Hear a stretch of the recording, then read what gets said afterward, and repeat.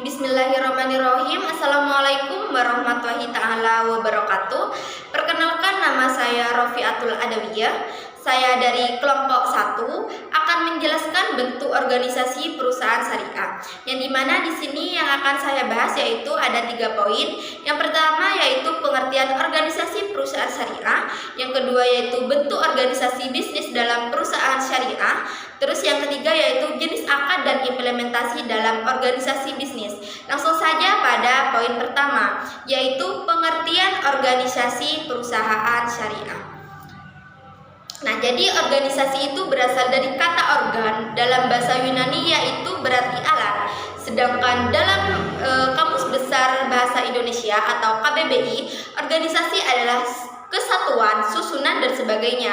Sementara bisnis didefinisikan sebagai usaha komersial di dunia perdagangan, bidang usaha atau disebut juga usaha dagang. Nah, jadi secara umum bisnis dapat diartikan sebagai suatu kegiatan yang dilakukan oleh manusia untuk memperoleh pendapatan atau penghasilan atau rezeki dalam rangka memenuhi kebutuhan dan keinginan hidupnya dengan cara mengelola sumber daya ekonomi secara efektif dan efisien. Nah, adapun dalam Islam, bisnis dapat dipahami sebagai serangkaian aktivitas bisnis dalam berbagai bentuknya yang dibatasi sejumlah kuantitas kepemilikan hartanya, barang atau jasa, termasuk profitnya, namun dibatasi dalam cara perolehan dan pendayagunaan hartanya. Nah, ada aturan halal dan haramnya dari paparan di atas, jadi dapat disimpulkan bahwa yang dimaksud dengan organisasi bisnis Islam adalah keseluruhan koordinasi antar subsistem yang saling berhubungan dalam rangka mencapai tujuan usaha aturan syariah. Nah, itu pengertian organisasi perusahaan syariah. Langsung saja pada pembahasan kedua yaitu bentuk organisasi bisnis dalam perusahaan syariah. Jadi, perusahaan adalah suatu organisasi di mana sumber daya atau input dasar seperti bahan dan tenaga kerja itu dikelola serta diproses untuk menghasilkan barang atau jasa atau output kepada pelanggan. Jadi, hampir di semua perusahaan itu mempunyai tujuan yang sama, yaitu memaksimalkan laba. Nah, dalam perekonomian Islam, bentuk organisasi bisnis secara umum dikelompokkan menjadi 3. Yang pertama yaitu organisasi bisnis perusahaan, perseorangan. Yang kedua yaitu bentuk persekutuan atau syirkah atau bisa disebut dengan partnership. Dan yang ketiga yaitu organisasi bisnis mudharabah. Langsung saja yang pertama yaitu perusahaan perseorangan. Nah, jadi perusahaan perseorangan ini merupakan format organisasi bisnis yang paling sederhana, hampir ada dalam setiap sistem ekonomi atau non-sosialis. Jadi perusahaan perseorangan ini adalah suatu bentuk badan usaha yang dimiliki oleh perseorangan yang berusaha untuk memperoleh keuntungan bagi dirinya sendiri. Itu yang dinamakan dengan perusahaan perseorangan. Jadi perusahaan jenis ini merupakan bentuk usaha pelaksanaan bisnis tertua, terus berkembang sesuai dengan kompleksitas dan kebutuhan hidup sosial dan ekonomi.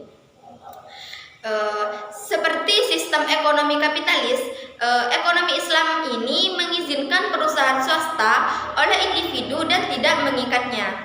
Dalam artian perusahaan ini bisa disebut dengan pemilik bebas untuk memutuskan modal, baik melalui pinjaman maupun menjual barang-barangnya dengan cara kredit. Terus yang kedua yaitu persekutuan partnership atau disebut dengan syirkah. Jadi persekutuan partnership ini atau syirkah, jadi kata syirkah itu berasal dari bahasa Arab, yaitu dari kata syarikah yasruko, syarikan, syarikatan yang artinya itu adalah menjadi sekutu atau serikat. Secara etimologis syirkah berarti mencampurkan kedua bagian tangan atau lebih sedemikian rupa sehingga tidak dapat lagi dibedakan satu bagian dengan bagian lainnya. Itu yang dinamakan dengan persekutuan syirkah. Nah, jadi syirkah itu adalah suatu akad antara 2 orang atau lebih yang bersepakat untuk melakukan usaha dengan tujuan memperoleh keuntungan. Nah, persekutuan partnership ini merupakan hubungan antara antara 2 orang atau lebih untuk mendistribusikan laba atau profit atau kerugian loss dari suatu bisnis yang dijalankan oleh semua pihak atau salah satu dari mereka sebagai pengelola. Nah, hukum syirkah ini yaitu jaiz, boleh. Nah, jenis-jenis organisasi syirkah ini hak milik adalah orang atau lebih yang memiliki barang tanpa adanya akad. Nah, musyarakah jenis ini dibagi menjadi 2, yaitu ada syirkah jibari atau paksaan, yang kedua yaitu syirkah ikhtari. Nah, pembagian keuntungan dan kerugian, profit and loss sharing, di dalam syirkah keuntungan yang akan diberikan diantaranya yaitu para pihak atau mitra diatur sesuai dengan perbandingan atau rasio yang disepakati. Nah, namun, di dalam masalah kerugian yang terjadi akan dibebankan kepada para mitra itu sendiri sesuai dengan modal yang diinvestasikan. Nah, dan menurut Islam bahwa semua kerugian yang terjadi atau yang sudah dilakukan dalam usaha yang dijalankan secara bersama itu harus dipikul rata oleh pemilik modal kecuali yang terjadi dapat menunjukkan dengan jelas sebagai akibat dan resiko yang di luar kemampuan manusia gitu. Terus yang ketiga yaitu mudharabah. Nah, apa itu mudharabah? Mudharabah adalah hubungan antara 2 orang atau lebih yang salah satu pihak menyediakan modal atau investor kepada pihak lain yang berkedudukan sebagai pengelola untuk menjalankan bisnis atau disebut dengan mudarib dengan kesepakatan untuk mendapatkan tingkat keuntungan tertentu. Itu yang disebut dengan mudharabah. Rukun dalam mudharabah ini berdasarkan jumhur ulama ada 3, yaitu 2 orang yang melakukan akad, modal maupun alai atau sigar. Dan saja pada pembahasan yang ketiga yaitu jenis akad dan implementasi dalam organisasi bisnis. Jadi setiap organisasi bisnis atau kepemilikan usaha itu memiliki seperangkat keuntungan maupun kerugian yang uniknya.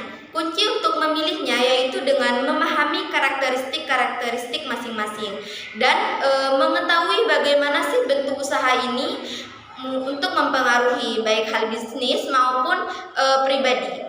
Bentuk usaha yang terbaik ialah bentuk yang sesuai keadaan, kepribadian, keyakinan atau kemampuan calon pembisnis. Berikut ini merupakan definisi karakteristik bentuk-bentuk organisasi bisnis tersebut yang disertai dengan tinjauan kontrak syariah yang mendasarinya. Nah, yang pertama yaitu usaha perorangan. Jadi menurut Sumarni dan Suprihanto, usaha ini dimiliki, dikelola dan dipimpin oleh seorang yang bertanggung jawab penuh atau tidak terbatas terhadap semua resiko dan aktivitas perusahaan. Nah, bentuk usaha ini mengandung kewajiban yang terbatas bagi individu tersebut yang merupakan eksponsur harta pribadi terhadap utang pembisnisnya. Terus yang kedua yaitu usaha pola kemitraan. Jadi usaha pola kemitraan ini adalah perjanjian antar perorangan untuk memadukan modal dan bakat mereka dalam sebuah bisnis.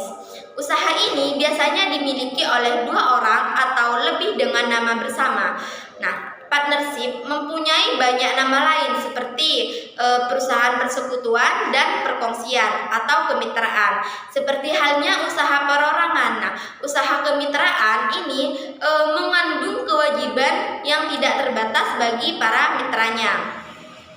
Nah, pendapatan bisnis yang dihasilkan digabung dengan penghasilan pribadi dengan tujuan pajak, namun tidak seperti usaha perorangan yang tadi itu. Dalam kemitraan ini jelas lebih dari 1 orang yang terlibat sehingga diperkirakan mempunyai kesempatan untuk memperoleh lebih banyak sumber modal dari pasar keuangan.